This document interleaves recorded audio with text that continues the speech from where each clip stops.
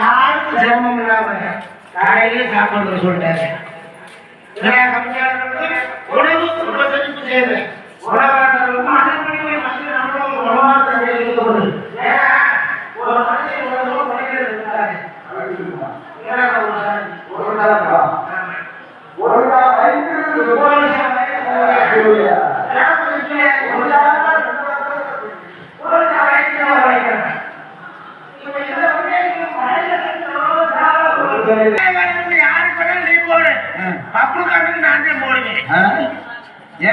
என்னமோ அந்தாண்ட 10,000 கடை கேட்ட மாதிரி பப்புள் காட்டுக்கு நான் தான் போடுவேன்.